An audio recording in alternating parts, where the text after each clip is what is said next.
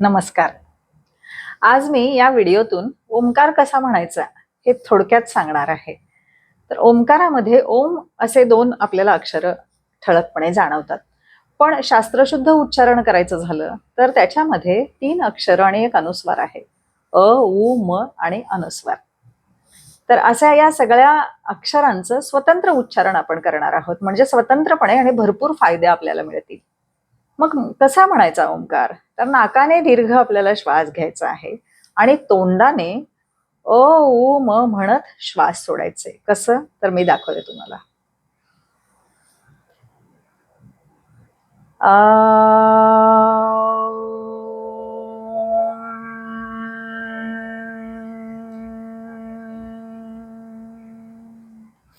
हे असं. म्हणजे नाकाने दीर्घ श्वास घेतला आणि मी तोंडाने अ उ म म्हणत श्वास सोडला. मग आता किती वेळ अ म्हणायचं, किती वेळ उ आणि किती वेळ म? तर आपला श्वसनाचा जेवढा व्हॉल्यूम आकारमान आहे त्याच्या निम्म्या भागामध्ये आपण अ आणि उ म्हणायचं आणि निम्म्या भागामध्ये म म्हणायचं, मकार म्हणायचं. साधारण आपण सेकंदांचा विचार केला तर 10 सेकंद, 2 सेकंद अ, 3 सेकंद उ आणि 5 सेकंद म. म्हणजे अ पेक्षा थोडा उ मोठा आणि उ पेक्षा म दुप्पट जवळजवळ. तर अगदी बारीक सारीक सेकंदाचा विचार आता करत बसायचं नाही. नाकाने दीर्घ श्वास घ्यायचे आणि तोंडाने अ उ म म्हणत श्वास सोडायचा आहे. तर ओंकाराचे काय फायदे आहेत? जसं की अ म्हटल्यानंतर पोटातून येतो अ, त्यामुळे पोटाच्या सगळ्या पेशी जागृत होतात, उत्तेजित होतात, त्या चांगलं कार्य करतात. मग आपलं पचन सुधारतं. आणि विचार करा, पचन सुधारलं, पोट साफ झालं तर 50% आजार आपल्यापर्यंत येतच नाही. उ हृदयातून येतो, हृदयाच्या पेशी जागृत होतात, हृदयाचं कार्य चांगलं चालतं. आणि मकार हा गळ्यापासून ते मस्तिष्कापर्यंत, मेंदूपर्यंत घुमतो. त्यामुळे आपले हे सगळे चेहऱ्यावरचे ऑर्गन्स आहेत ते चांगले राहतात आणि मेंदू जागृत होतो, चांगलं कार्य करतो.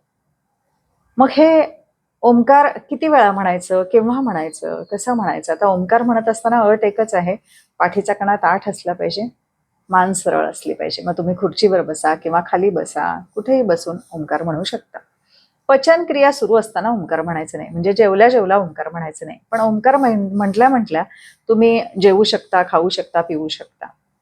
मग एक 11 वेळा ओंकार म्हटल्यानंतर 3 वेळा शांती पठण म्हणायचं आहे. ओम शांती शांती शांती असं.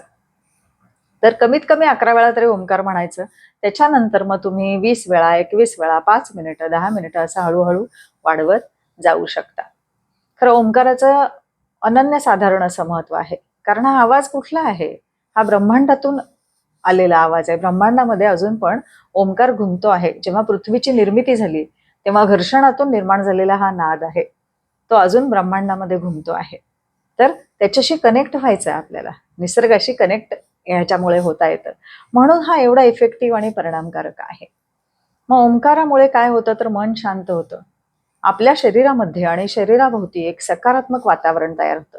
म्हणून ओंकार फक्त म्हणणाऱ्यालाच नाही तर ऐकणाऱ्याला देखील ओंकाराचा फायदा होतो. समजा बाळ रडत असेल सारखं सारखं किंवा रडकं बाळ असेल तर ते शांत होतं. जेव्हा ते झोपल्यानंतर आपण त्याला ओंकार ऐकवायला लागतो तेव्हा हळूहळू ते शांत होतं, म्हणजे ऐकणाऱ्यालाही हा फायदा होतो.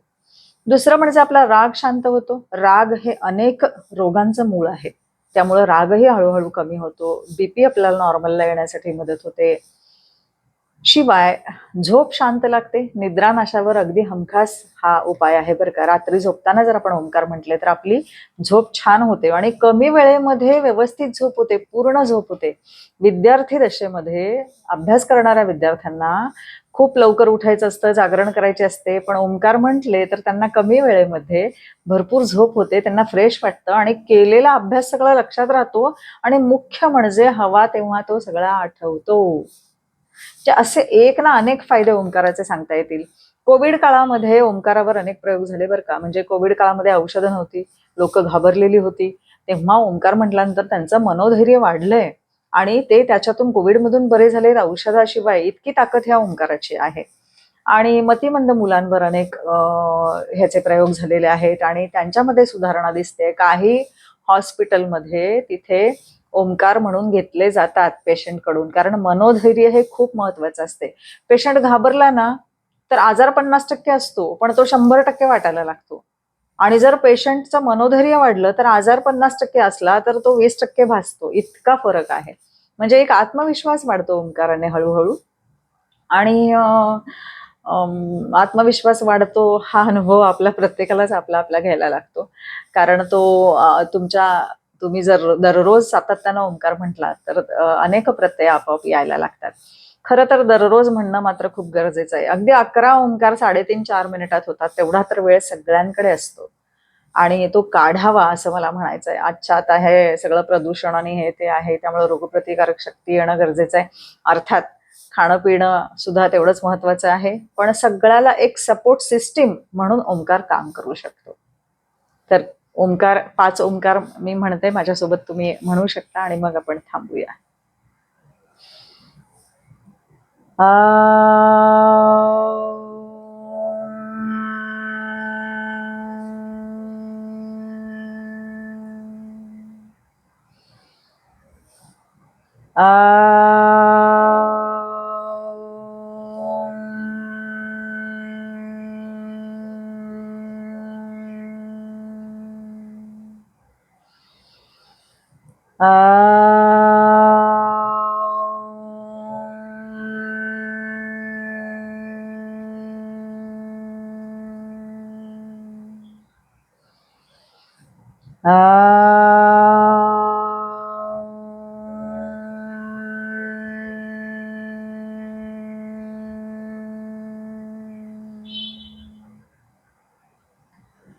ओम शांति शांति शांति.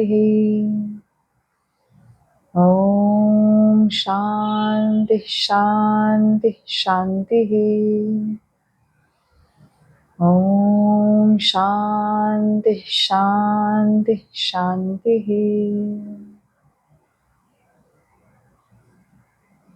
खूप छान वाटतं. ओंकार म्हणून बघा, त्याचा अनुभव घ्या आणि हा व्हिडिओ शेवटपर्यंत पाहिल्याबद्दल धन्यवाद.